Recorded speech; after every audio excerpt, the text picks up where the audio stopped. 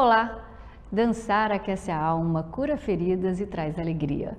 Qualquer um pode dançar, mas quando os acordes da música se entrelaçam com a graça dos movimentos na cadeira de rodas, a paradança emerge como uma expressão vibrante e inclusiva. E no Brasil, essa forma de arte tem ganhado destaque, proporcionando um palco para a superação e celebração da diversidade. A paradança, uma fusão de dança em cadeira de rodas, transforma a mobilidade em poesia, permitindo que pessoas com deficiência se expressem e se conectem com o mundo através do ritmo e da coreografia. Surgida na Suécia como uma terapia recreativa, encontrou no Brasil um terreno fértil para florescer, incorporando a diversidade cultural do país e a paixão pela dança. A prática da paradança é mais do que uma simples atividade física, é a celebração da singularidade de cada indivíduo. Exemplo disso é o paraense Davi Pontes, que fez história ao vencer o Campeonato Mundial de Paradança em Gênova, na Itália. Sua conquista reflete a essência da paradança, uma mistura de arte, diversão e autoafirmação. O programa de hoje é sobre inclusão esportiva. Temos o prazer de receber a presidente do Conselho Brasileiro de Paradança, Flávia Regina Alves. Ela é mestre em Educação Física e Cultura pela Universidade Federal de Juiz de Fora, Minas Gerais, pós-graduada em Psicomotricidade, pós-graduada em Educação Inclusiva e também em Dança em Cadeira de Rodas. Além disso, é árbitra de dança esportiva em cadeira de rodas e coordenadora de eventos nesse setor. E, claro, luta incansavelmente para promover a paradança no Brasil e que essa modalidade e os atletas ganhem mais visibilidade e reconhecimento em todo o mundo. Olá, professora Flávia, seja muito bem-vinda ao programa. Hoje nós vamos conhecer um pouquinho da paradança e da dança em cadeira de rodas, um esporte para pessoas com qualquer tipo de deficiência física e que já levou atletas brasileiros a abocanhar o primeiro lugar em campeonatos mundiais. Seja bem-vinda. Boa noite, olá, Laura, é um prazer estar com vocês e eu espero poder, pelo menos, ajudar e auxiliar e divulgar ainda mais a paradança para que todos conheçam e tenham a oportunidade de saber o quão maravilhoso é este esporte. Professora Flávia, eu estudei sua trajetória pessoal e profissional, que é muito inspiradora por sinal, e também marcada por importantes conquistas na área de educação física e na paradança. Então, para a gente começar, eu gostaria que você compartilhasse um pouquinho como foi sua formação acadêmica na Universidade Federal de Juiz de Fora e sua experiência como educadora física, né? Como isso influenciou o seu caminho até se tornar presidente do Conselho Brasileiro de Paradança. Laura, eu falo que começou há um tempo atrás, um tempinho, né? Eu fiz a universidade, né, Faculdade de Educação Física. Logo após, fiz algumas especializações na área de psicomotricidade, porém, né, eu me encontrei em 95 na área do esporte adaptado, que na época era esporte adaptado, né? E na universidade nem existia ainda disciplinas, né, na área de educação física falando sobre o esporte adaptado, né? Só uns aninhos mais tarde, né, que começaram a se falar e ter a disciplina na universidade. E começou tudo em 95, né? Agosto de 95, eu estava na universidade, na Faculdade de Educação Física, e fui apresentada a um projeto, né? Aliás, nem apresentada, desafiada a realizar um projeto para trabalhar com crianças e adolescentes com deficiência. E como nenhum dos professores ainda tinham acesso dentro da faculdade com este tipo de trabalho, eu comecei a estudar mais, a trabalhar dentro dessa área para poder me especializar. E aí foi amor à primeira vista, né? E a modalidade, por exemplo, a inserção dentro da paradança, principalmente, né, da área de deficiência, né, e cadeirantes, veio através do professor Pedro Américo, da Universidade Federal de Minas Gerais, o qual me apresentou, né, várias modalidades dentro do paradesporto, principalmente cadeira de rodas. Aí, em 96, eu comecei a fazer, né, apresentações artísticas dentro dessa instituição qual eu trabalhava, com a dança artística em cadeira de rodas e dança para pessoas com deficiência. Então, não tinham só cadeirantes, mas tinham também pessoas com deficiências intelectuais, né, surdos, né, deficiente visual dentro de um grupo de dança. Então, assim, a primeira apresentação começou em 96 e depois em 97 nós fizemos uma grande apresentação em teatro, no qual as pessoas ainda não acreditavam que uma pessoa com deficiência tinha potencialidade em poder realizar a dança, né? Então, ou seja, as pessoas viam muito a pessoa com deficiência como uma pessoa que não tinha como despertar essa potencialidade. Aí nós começamos a dançar, né? E eu com este aluno, e ficamos alguns anos dançando e começou a me despertar esse mundo da dança em cadeira de rodas, né? E depois eu fiz minha formação, meu mestrado na Universidade Federal de Juiz de Fora, né?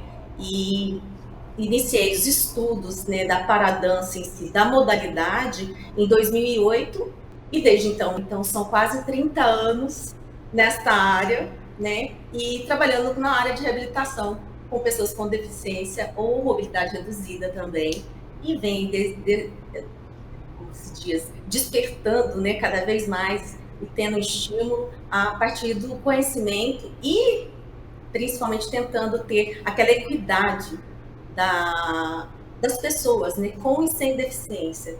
Porque na paradança, Laura, você pode dançar com um andante e um cadeirante, né, que ali é a dupla, né? Pode dançar o duo também com 2 cadeirantes dentro do freestyle, e tem também o individual, que é só um cadeirante também dentro do freestyle. Então, ou seja, existem várias também categorias na paradança, né? Que nós podemos também dissertar aqui, falar bastante sobre elas, porque é o que empolga e que envolve os nossos atletas atualmente, né? Professora, nós vamos falar um pouquinho, depois dar mais detalhes sobre a paradança e suas modalidades, mas antes eu queria saber uma coisa. Diante de tudo isso que você me falou, quem te escolheu? Você que escolheu a paradança ou foi a paradança que te escolheu? Ai, meu Deus, eu acredito que foi ela. Ou foi recíproco, amor à primeira vista, sabe?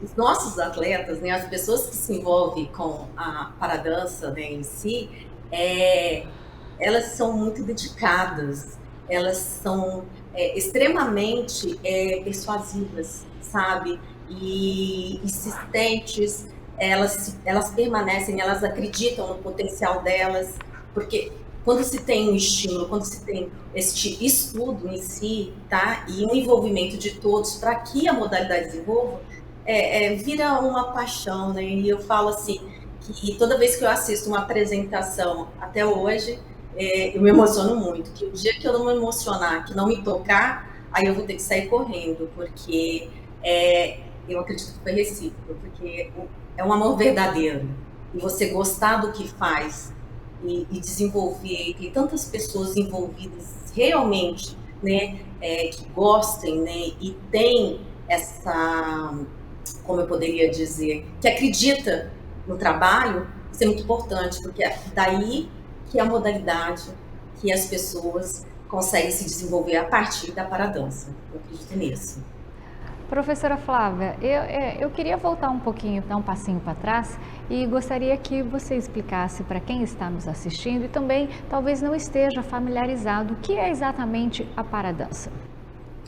A paradança, ela é uma dança, tá?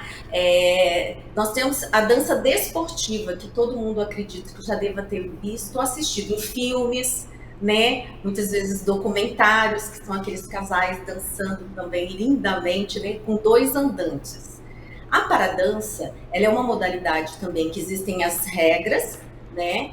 Para se poder praticá-la. Existem classificações dos atletas e de cada categoria que se tem, tá? Onde você pode vir a desenvolvê-la a partir de um cadeirante e um andante. E é a dança esportiva em cadeira de rodas. Ou seja, a paradança, ela existe a partir dessas regras que são formadas. Então, nós temos o single e o duo, né? Nós temos as danças latinas, standards. Então, assim como na dança desportiva, que nós temos dos andantes. Então, ela vem daí. Hoje, ela é desenvolvida, né, enormemente na Europa, né? Nós temos aí mais de 30 países, né, envolvidos com a paradança, e onde se formam, né, e conseguem melhorar essas categorias e classificações dos atletas para que nós possamos desenvolver cada vez mais e melhor em cada país. E aqui no Brasil nós estamos bem empenhados em poder desenvolver a paradança a partir dessas regras, dessas leis, e principalmente por causa do empenho dos atletas. Porque sem nossos atletas nós não conseguimos desenvolver nada. A gente fala muito que eles são as nossas estrelas, os nossos, né, os brilhos, nem o brilho, né, mas são os nossos brilhos, onde nós conseguimos realmente ter uma referência, né, de atletas e principalmente conseguir desenvolver e difundir mais a paradança no nosso país e levando para outros países, e assim a gente poder cada vez mais levar a modalidade à frente. Flávia, para quem não está familiarizado, por que a paradança é tão importante para a inclusão e também para o empoderamento de pessoas com deficiência no Brasil? Você pode nos falar sobre os impactos da paradança na vida dos seus praticantes, né, e como essa modalidade tem mudado a vida deles, proporcionando benefícios como melhoria na saúde física e também, claro, no aumento da autoestima? Quando a gente fala da paradança, a gente tem que lembrar que nós iniciamos, antes de uma pessoa praticar a paradança, ela tem que ser apresentada à dança. E eu falo que a dança, em todo o seu contexto, ela fala, ela é a nossa luz, né? Muitas vezes as pessoas com deficiência, elas não têm acesso ou se envergonham, muitas vezes não têm oportunidade de estar em festas, em locais onde a dança acontece. Então, na paradança, quando você faz o processo de inserção dela dentro das escolas, praticando ela artisticamente e depois fazendo com que essas pessoas, essas crianças, jovens e adultos deem sequência, com certeza isso dá o quê? Maior, né, empatia não só com a dança, mas com o seu corpo, né, melhora da autoestima em todo o seu contexto, sem contar todo o processo da parte, né, corporal, onde tem um desenvolvimento físico-motor, né, e esse desenvolvimento físico-motor, ele se dá essa área mental também, porque ele tem que associar movimentos, ações, fortalecer sua musculatura, onde o ajuda, o auxilia no transporte ou na transferência de cadeira, ou como ir e vir em lugares, a independência, principalmente em manuseio, né, da cadeira em si, e ter essa independência de ir e vir nos locais. Isso é muito importante, por quê? Porque de acordo né, com diversas leis que nós temos, né, se a gente for pegar aí desde 81, né, onde começou todo esse processo de reconhecimento como Ano Internacional da Pessoa com Deficiência, de lá para cá muitas coisas vêm mudando, melhorando. É claro que tem que melhorar muita coisa, mas a paradança, ela dá autonomia para a pessoa com deficiência. Ela oportuniza ela estar inteirada naquele contexto social. Ou seja, não é só a inclusão, sabe, Laura, que acontece. A inclusão é a parte pública, né, que a gente fala, né, a partir dos locais, né, do contexto da sociedade. Agora, quando você faz com que aquela pessoa se sinta parte daquele meio, da cultura onde ela esteja inserida, aí sim ela integra. Então a paradança, ela faz essa inserção da integração da pessoa como um todo. O que é essa integração? Ela se sentir parte daquele meio. E isso gera o quê? Maior empoderamento. Empoderamento do quê? De ações, de pensamentos, de competência, de potencialidade, né? Porque a gente nasce assim, todo mundo nasce com capacidade de ser e fazer o que quiser. Porém, se você não tiver oportunidade, pessoas e vontade própria de melhorar, ou seja, de potencializar essas ações, você não consegue seguir. Então a paradança, a partir do momento que ela é inserida, né, e conhecida em todo o seu contexto cultural, social e principalmente sendo inserida dentro dos contextos educacionais, ela dá oportunidade para todas as pessoas com deficiência, até porque a gente não mexe só com a pessoa com uma paraplegia ou uma paresia, sabe? A paradança, ela tem a parte também das cadeiras motorizadas, que a gente fala que são também, onde muitas pessoas com paralisia cerebral também a praticam. Então, ou seja, a gente tem que oportunizar. E para a gente oportunizar, a gente tem que levar para as escolas, nós temos que levar para as mídias, nós temos que apresentar para a sociedade como ela funciona.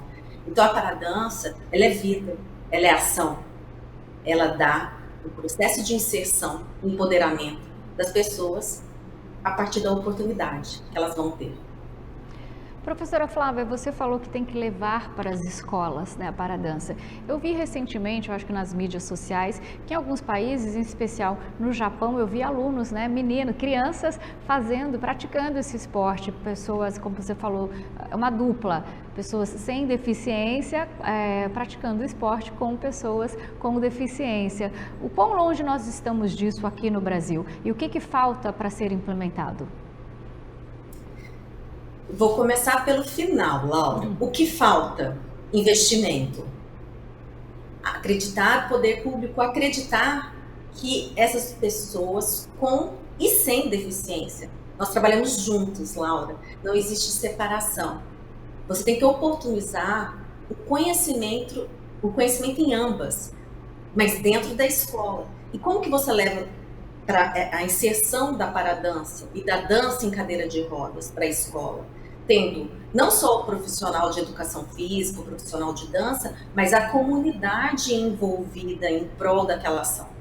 Então, como eu levo para a escola, né? A partir do investimento, a partir de ações públicas, no qual a paradança, ela também fará parte dentro desse contexto, né, curricular dentro das escolas. Então, eu acredito que a partir desse momento, aí sim tem uma inserção. Aí nós vamos ter uma cultura de inserção da pessoa com deficiência, com ações de pessoas sem deficiência, ou seja, onde você tem os pares, né, os partners para poder dançar. Porque muitas vezes as pessoas têm medo, têm receio, têm vergonha de perguntar o que está acontecendo. E quando a gente está ali, né, às vezes a pessoa está na cadeira de rodas, as pessoas têm medo de perguntar. Não, são pessoas comuns como nós. Porém, precisamos de oportunidade para que elas desenvolvam. Nos países, por exemplo, igual você citou, no Japão, que tem nas escolas, eles fazem esse processo de inserção a partir da segunda infância, né? E na Europa, isso ainda é mais a dança em cadeira de rodas, ela já faz parte de sua cultura integral, em todas as escolas ali, eles já começam com esse processo de inserção da dança em cadeira de rodas para as pessoas que têm deficiência. Então, é cultural, Laura. Se você não tiver isso inserido na sua cultura, as pessoas não forem apresentadas, elas não vão saber como usar, elas não vão saber como respeitar e, principalmente, elas não vão saber como praticar. Professora Flávia, o paraesporte, que inclui diversas modalidades esportivas praticadas por pessoas com deficiência, como nós acabamos de falar, tem se mostrado uma ferramenta poderosa para a inclusão social, para a promoção da saúde, desenvolvimento da autoestima e também conquista da autonomia. Inclusive, com base nos estudos do IBGE de 2020, que indicam que mais de 45 milhões de brasileiros possuem algum tipo de deficiência, baseado nesses números, qual é atualmente o maior desafio do paraesporte e também da paradança no Brasil? O maior desafio é dar o processo de acessibilidade para essas pessoas e apresentar as modalidades que eles possam haver praticar. É como no esporte olímpico, tá? Você tem que oportunizar a criança, o adolescente, né, o jovem, dentro das modalidades. E a partir desse conhecimento, da prática, eles vão ter o direito de escolha. No paradesporto, não é diferente também, não é diferente disso. Por quê? A gente tem que apresentar, mas para apresentar, nós temos que voltar um pouquinho, né? A gente tem que colocar sejam realizadas para que eles tenham acesso, para que as pessoas tenham acesso e tenham conhecimento dentro do paradesporto. Porque dentro das modalidades onde tem a oportunidade, né, das pessoas vislumbrarem, né, um êxito de uma forma onde o esporte, né, ou seja, o paradesporto, a oportuniza de ter um ganho não só da medalha, mas principalmente dessa autonomia, tá? Eu preciso que ela conheça, eu preciso que ela pratique. E ela só irá praticar se nós tivermos a oportunidade de apresentar. Hoje existem vários centros de referência paralímpico. O que são esses centros de referência? São centros onde existem profissionais capacitados, com grande competência, em atuarem nessa área do esporte paralímpico. Então, nesse centro de referência, existem projetos sociais, não só para os atletas de ponta, tá? Mas principalmente em projetos sociais, no qual se apresenta para as pessoas com deficiências, crianças, né, jovens e adolescentes, a prática do paradesporto, oportunizando diversos esportes paralímpicos para que elas tenham conhecimento. Então, ela é uma forma que nós podemos falar, esses centros de referência, a prática do paradesporto nas escolas, como fomento da atividade física em si para a pessoa com deficiência. Né? E como que a gente faz isso, né? Voltando para o nosso lado da paradança, a gente tem que oportunizar também, até porque nós temos muitos atletas que vêm do basquete em cadeira de rodas, né? Nós temos atletas que vêm do tênis, que praticam a paradança, porque até então eles não conheciam, muitas vezes os atletas, né, as pessoas não têm conhecimento que a dança também tem oportunidade, ela os dá oportunidade dessa autonomia, né, e a gente vê muito com os nossos atletas, né, eles falam muito assim, com a paradança eu tive estou tendo oportunidade de conhecer o mundo, de ver de uma outra forma, o qual eu muitas vezes não pensei que conseguiria. Então, a paradança, ela gera, assim, essa oportunidade. E o paradesporto, ele gera isso. O esporte paralímpico, ele tem essa missão, sabe? De poder oportunizar todos, né? Com deficiência, pessoas com deficiências, crianças, jovens e adultos, a prática paradesportiva. Professora Flávia, a senhora é presidente do Conselho Brasileiro de Paradança. Poderia explicar qual é a missão, os principais objetivos? Além disso, quais são as estratégias, né, e iniciativas que o Conselho está implementando para promover a paradança no Brasil e, claro, assegurar que essa modalidade ganhe maior visibilidade e reconhecimento, tanto nacional quanto internacionalmente? Isso. Laura, a nossa missão, né, do Conselho, né, primeiro é representar a paradança, né, e a dança artística, né, em cadeira de rodas, aqui no Brasil e internacionalmente, né? Quais são essas ações? A gente fala ações inovadoras. Essas ações inovadoras são o quê? As captações, né, que nós podemos ter de recursos, as capacitações, as parcerias com prefeituras, estados, né, para poder levar para as escolas, para as universidades, a prática da modalidade. Então, o Conselho, ele vem de uma forma socialmente responsável, essa missão, né, social de grande responsabilidade, e desenvolver da melhor forma possível, né, e com excelência, essa apresentação, né, esse conhecimento para as pessoas poderem, né, ter fundamentos para que o desenvolvimento da paradança aconteça, ou seja, essa missão de disseminar realmente a modalidade, principalmente, a gente, né, nessa missão nossa aí, a gente tem que ter, assim, nosso primeiro respeito que nós temos são aos atletas. Respeitar os atletas, oportunizar a estes atletas, né, a prática da paradança, né, respeitar os profissionais que trabalham, tá, e principalmente ser de uma forma transparente, de uma forma ética, onde todos estejam envolvidos, né.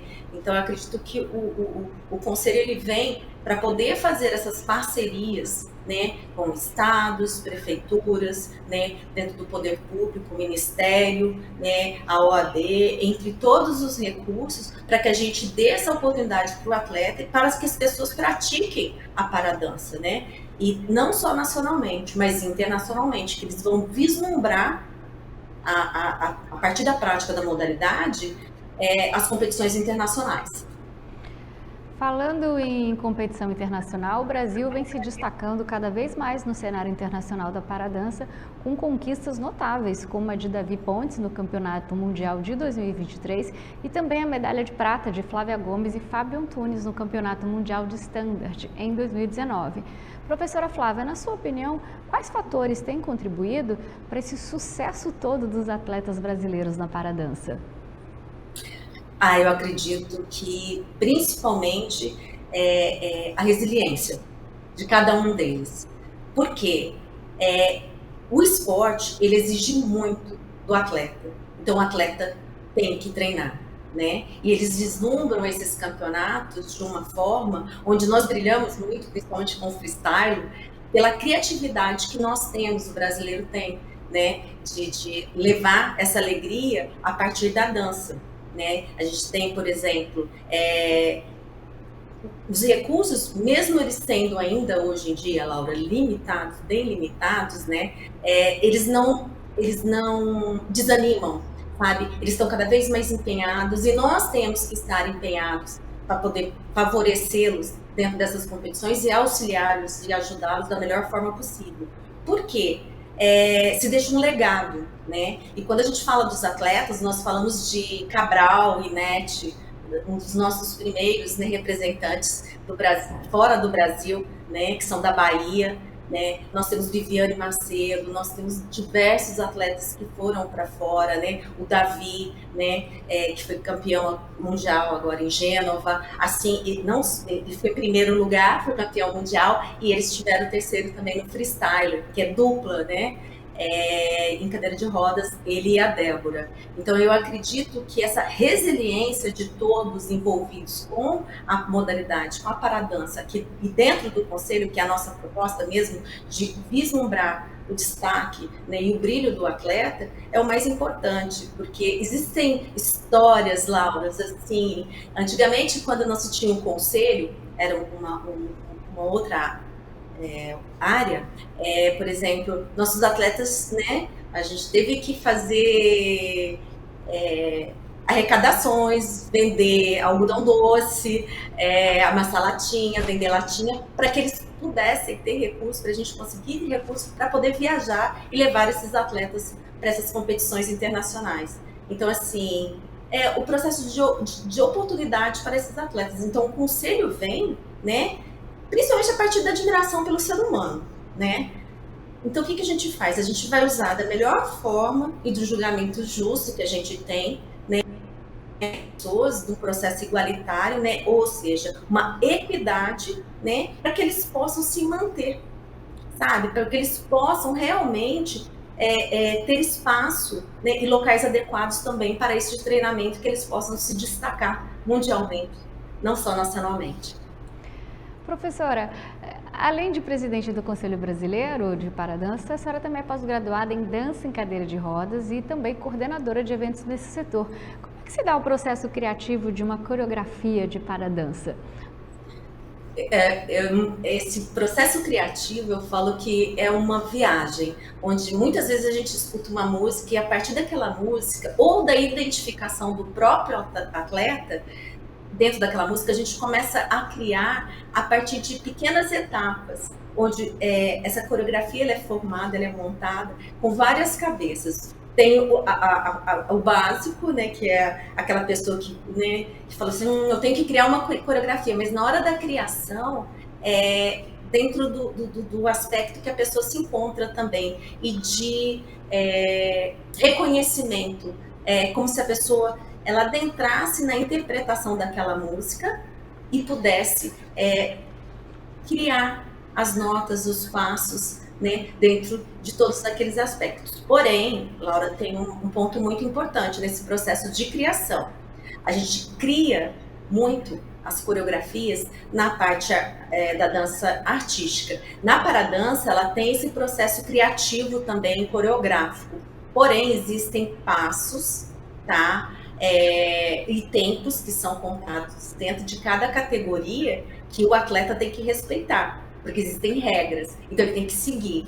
E o freestyle ele é um pouquinho aberto, né? A gente fala, ele é mais aberto, ele é mais criativo. Então essa criação, ela vem a partir de filmes, de teatros, peças teatrais, às vezes pela própria canção o qual o atleta vai interpretar dentro daquela coreografia. Então, é um processo de criação onde se viaja, onde você se interpreta e você apodera daquele tema para você poder criar. E no caso do julgamento das apresentações, né? Eu tenho curiosidade, porque você também é árbitra de dança esportiva em cadeira de rodas. O que se leva em conta na hora de julgar? Como é que é feita a pontuação? Explica um pouquinho mais sobre esse esporte para gente. Isso. O que acontece? Existe o julgamento, né, toda a parte de pontuação, você tem que chegar até um valor, dependendo das competições internacionais, para você conseguir índice para o Mundial, então seja 14 mil pontos, 15, 16, aí vai algumas pontuações que são feitas a partir do quê? O grau de dificuldade, né? Então, ou seja, o grau de dificuldade da coreografia e do cadeirante e do seu partner, ou seja, dos dançarinos, dentro daquela coreografia, dentro daquela categoria, e a parte de ritmo que você tem, principalmente se ele está dentro, se ele entra dentro da música e se ele respeita também os passos ali em tempos certos de contagem de regras. Assim como também você vai dar também a parte de descontração e envolvimento em ocupar todo o espaço que aquele atleta estará desenvolvendo no decorrer da competição. Porque a competição, ela não acontece apenas com 2 dançarinos. São vários países e vários dançarinos acontecendo,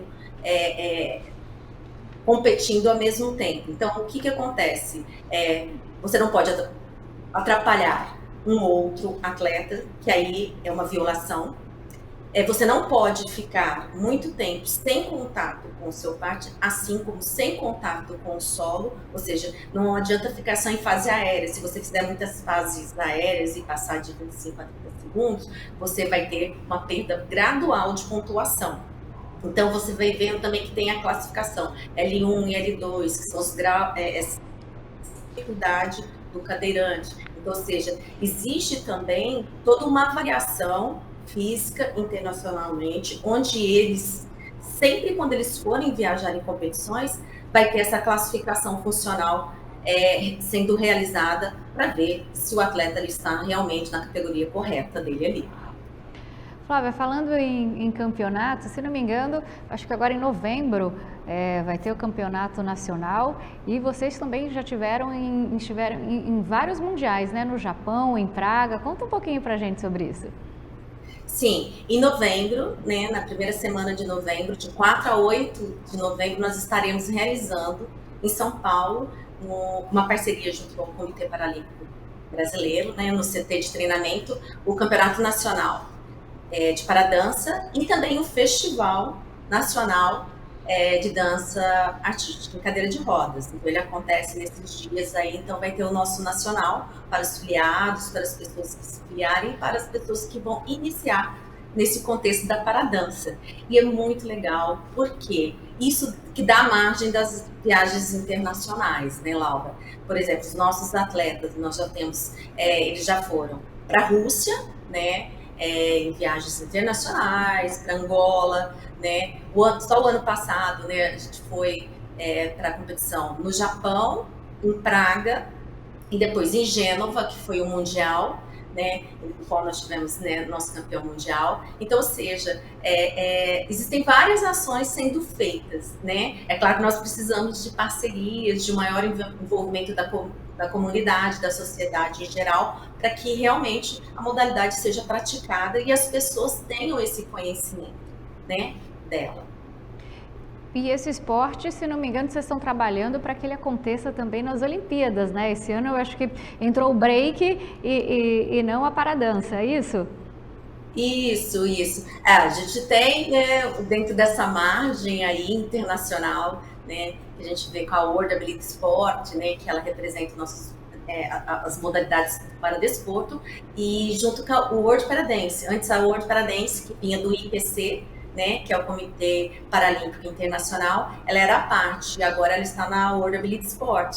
Aí o que acontece? Dentro né, o que nós esperamos, né, é que já tenha assim um pezinho, né, e todo um envolvimento de todas as pessoas envolvidas com a paradança mundialmente, para que 2028 a gente já esteja, né, fazendo algumas apresentações, que nós tenhamos a oportunidade de estar e de realmente ser uma modalidade paralímpica, porque existe uma diferença, sabe, Laura? Nós somos reconhecidos como paradesporte, dentro do paradesporto, né? E ainda não somos uma modalidade paralímpica porque ela não está nas Paralimpíadas. Então nós precisamos disso, porque a partir desse reconhecimento, dessa inserção na Paralimpíada, aí a gente consegue outros recursos, mais parcerias e um maior desenvolvimento, principalmente da modalidade, e oportunizar os atletas, né, dentro da paradança. Professora Flávia, como educadora física e defensora da inclusão, com certeza já deve ter presenciado inúmeras coreografias que te emocionaram. Poderia compartilhar um pouquinho dessa experiência conosco, contar algumas histórias inspiradoras de atletas que foram transformados pela paradança e como essa modalidade impactou a vida desses participantes, promovendo principalmente a inclusão e o empoderamento na vida deles? Vamos lá. As histórias são muitas, né? Principalmente desse empoderamento, né? Nós temos diversos atletas, por exemplo, aqui em São Paulo, né? A gente tem, né, Brasil, da Gal Costa, né? Que é uma dança, né? Também um brasileirinho, onde nós temos 2 atletas, né? O casal, né, de dançarinos, como interpretam maravilhosamente a coreografia, até não só aqui no Brasil, mas levaram para Gênova também, que é o Rebô e a Natália, eles são de São Paulo, ou seja, a criação, o processo de criação é o que se dá, né, de quedas, né, existem histórias engraçadas de quedas e tudo mais, porém, é o envolvimento é o incorporar a dança a partir da música. Então, assim, quando a gente vê, né, uma coreografia, uma música, né, sendo interpretada no Brasil fora deles, sem contar o empenho dos atletas, isso conta demais, né? E são atletas, por exemplo, que, como eu disse anteriormente, venderam latinhas para poder conseguir ir para o Mundial, né? E aí a gente tem o Davi, né? O Davi, até antes do Mundial, o ano passado, nós tivemos alguns probleminhas, né? Que o Davi teve algum problema de saúde, quase ele não pôde ir para o Mundial por causa desses problemas de saúde, mas assim, ele conseguiu fazer o seu processo de recuperação super bem, né? Inclusive no campeonato do ano passado ele não conseguiu participar porque ele ainda estava debilitado, né? E o Mundial era logo em seguida, mas ele, né, eu falo que tanto ele quanto a parte dele, né, são assim maravilhosos, né? A Karine, né? Inclusive, né, eles casaram a partir da paradança, né? Eles se conheceram dançando e dali se tornou uma parceria não só na prática da modalidade, como de um casal, né? E casaram, todos os países que eles vão, eles estão casando também, então assim, é uma coisa bem envolvente e bem gostoso. Então assim, são várias, e tem Cabral é uma cidade, né, que com a Nete, que ela é da Bahia, inclusive é nosso vice-presidente. Ele é muito atuante também nessa área, ele nos representou diversas vezes também fora do Brasil, foi um dos primeiros aí lá em 2006, 2005, então assim, foi uma das primeiras competições, né? Nós temos a Viviane Macedo, que ela é do Rio, hoje ela não está mais no Brasil, mas que nos representou diversas vezes também, foi 5 vezes campeã brasileira, junto com o Luiz Cláudio. Ai, são tantas, né? Então, se você começar a contar aqui, são diversas pessoas. A gente tem o Cleiton também, que era bailarino profissional, e também após, né, um acidente, o Cleiton, após esse acidente, ele começou a fazer a prática também da paradança, e a maioria veio do basquete em cadeira de rodas, mas quando eles chegam na paradança, eles ficam mais apaixonados, aí eles querem desenvolver e levam isso para a sociedade, para a comunidade deles, e se apresentam em todo o Brasil, né? Por exemplo, a gente tem o Japa, que é o Adriano, também lá de Belém, né? Que faz diversas apresentações, participa de alguns programas de televisão, né? Fez já uma parceria, né? E participou de um clipe junto com a Joelma. Então, assim, é a vida, né? Da oportunidade e o gostar disso, as pessoas quererem estar ali e mostrar que a dança, sim, faz parte da vida deles, da nossa vida, e que leva para outros caminhos e meios muito melhores do que se ficasse parado em casa. Então, ou seja, vamos oportunizar e apresentar a paradança para todo mundo. Flávia, nós sabemos que a Paradança é uma celebração da diversidade. Se você pudesse escolher um lugar icônico no Brasil para realizar uma apresentação de Paradança, qual seria e por quê? Olha, nossa, que pergunta mais difícil. Agora você me deixou no meio, porque são, por exemplo, a gente vê o pessoal de Sergipe, lá de Loucurarte, que é também um lugar maravilhoso, que tem uma equipe linda lá com os nossos atletas super empenhados, que é, né, aquelas praias. Ou em Belém, que vai ter também. Olha, eu acredito que nós poderíamos. Meu Deus, é uma pergunta muito difícil, porque nós temos um lugar, assim, a gente poderia fazer em marcos, né, como em Washington, né, onde tudo começou com aquela parada, né, final da década de 70 e 80, né, onde a Edith, ela começa com o processo de leis de direito das pessoas com deficiência. Então eu acredito que seria um lugar interessante, né, mas nós temos o Rio, onde nós temos também a Andef, né, que fez uma abertura, né, nas Olimpíadas de Londres, eles dançaram também, né, e Londres é um marco, mas hoje, né, como nós temos a Paralimpíada, nada como poder dançar e fazer algo muito notório ali, perto, próximo da Torre Eiffel também, né, e no Brasil, lá na Apple, né, que vai ter agora no ano que vem em Belém, então, ou seja, eu acredito que seriam vários locais. Laura, não tem como escolher um. Mas lá tem tudo para fazer uma apresentação brilhante, né? Porque o governador Helder está investindo, o mundo investe bastante nesse setor. Sim, sim, e apoia, né? Não só apoia a Paradança, apoia os esportes, apoia a cultura.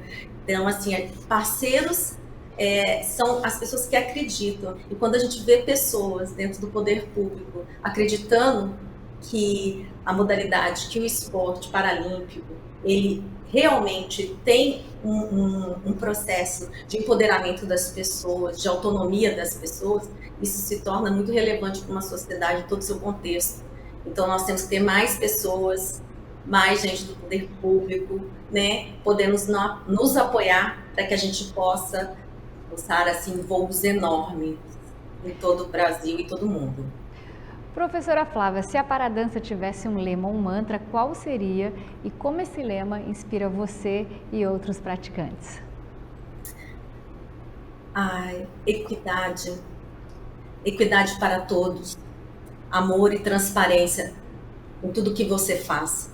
Isso sim é a Paradança. É você tentar o tempo todo buscar soluções, né? Porque problemas todos têm. Então, esse processo de equidade para todos, transparência, amor e, principalmente, muita ética em sua prática.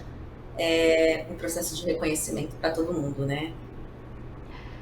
Para a gente encerrar, professora Flávia, considerando o talento dos atletas brasileiros e também o crescente investimento em projetos de inclusão, quais são as perspectivas para o futuro na Paradança, no cenário esportivo nacional e internacional? Olha, eu acredito que o cenário seja o melhor possível atualmente, agora, porque a gente vem tendo um contato internacional muito bom, no qual eles estão confiando e acreditam que realmente a gente está fazendo um bom trabalho nos nossos atletas, dando voz aos nossos atletas. Porque o conselho, como você perguntou lá atrás, é muito importante, né?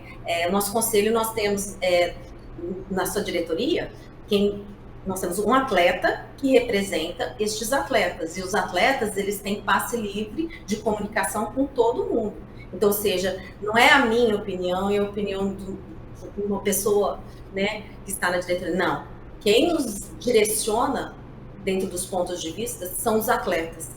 Eles são a nossa luz. Então, é o seguinte, eu acredito que só a partir dessa visão dos atletas, principalmente das dificuldades que eles passaram e passam, né, mas que passaram muito, é que nós vamos trilhar caminhos melhores e acreditar que realmente amanhã, né, nosso dia será bem melhor e que esse investimento realmente irá acontecer. Porque a gente tem esse apoio internacional e nós temos um apoio também, uma parceria muito grande com o Comitê Paralímpico, o qual nos apoia, sabe, sempre, inclusive com os nossos campeonatos, com os nossos eventos, sabe? Então eu acredito que essas pessoas que nos dão a oportunidade de estar com eles, de ser os nossos parceiros, é que também nos fazem crescer e nos ajuda, né, a fazer com que esses atletas realmente tenham objetivos, né, e consigam realizar seus sonhos. Professora Flávia, muito obrigada pela participação e principalmente por aproximar a população, né, trazer esse esporte para mais próximo de nós, para o esporte, que é a dança em cadeira de rodas. Muito obrigado e vamos ver se a gente faz a transmissão aqui do campeonato em novembro, mostra aqui para a população esse campeonato que eu acho que vai ser bem bacana. Ai, que maravilha! Eu espero poder contar com você, vai ser um prazer muito grande. E eu acredito, Laura, sim, que quando as pessoas assistirem, elas vão entender isso tudo que eu falei, sabe? Vão entender a paixão dos nossos atletas e o empenho de cada um deles em querer estar na paradança e praticar essa modalidade. Obrigada pela oportunidade. Eu espero que eu tenha esclarecido um pouquinho o que é a paradança. E qualquer dúvida, eu estarei à disposição de todos, tá? Fiquem à vontade. E conte Obrigada, conosco muito aqui. obrigada mesmo pela oportunidade. Conte com a TV Brasil Oeste para levar esse esporte para toda a população do Brasil. E a você que nos acompanhou, obrigada pela companhia. Continue ligado na programação aqui da TBO, a TV que você se vê.